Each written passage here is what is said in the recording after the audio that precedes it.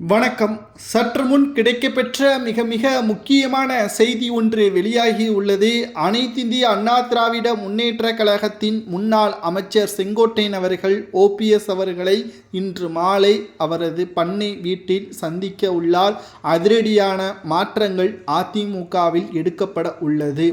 அதாவது அனைத்திந்திய அண்ணா திராவிட முன்னேற்ற கழகத்தில் கடந்த சில நாட்களுக்கு முன்பாக செயற்குழு கூட்டம் நடைபெற்றது.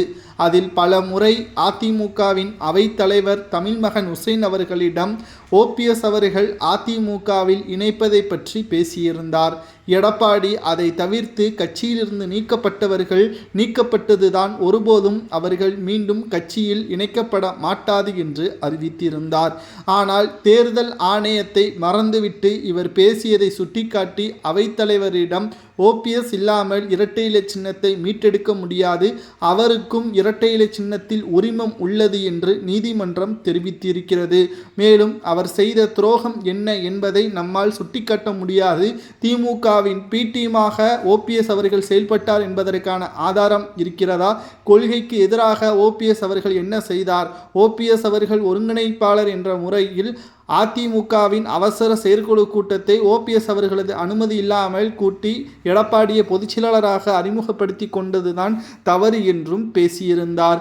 இந்த நிலையில்தான் ஓபிஎஸ் அவர்கள் இல்லாமல் இரட்டை இலை சின்னத்தை மீட்டெடுக்க முடியாது, தேர்தலை எதிர்கொள்ள முடியாது, சரியான கூட்டணி ஒற்றுமை இல்லாத காரணத்தினால் பிற கட்சிகள் திமுகவுடன் மட்டும்தான் கூட்டணி வைத்துக் கொண்டிருப்பதை உறுதிப்படுத்தும் விதமாகவும் செயல்படுத்தியிருக்கிறார்.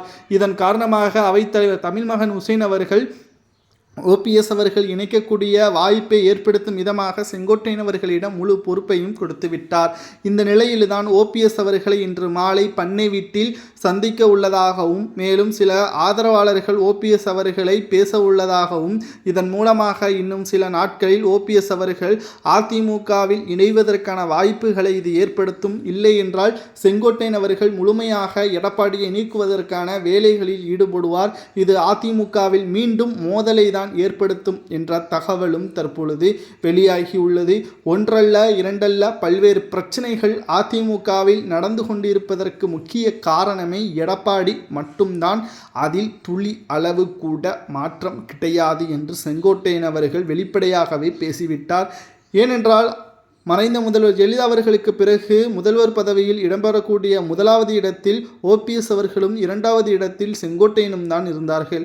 சசிகலா அவர்கள் செங்கோட்டையனை தேர்வு செய்வார் என்று எதிர்பார்க்கப்பட்ட நிலையில் அது கடைசி நேரத்தில் மாற்றி அமைத்த போது கூட வெறுப்புடன் இல்லாமல் ஆதரவு தான் தெரிவித்தார். காரணம் அதிமுக வெற்றியடைய வேண்டும் என்று.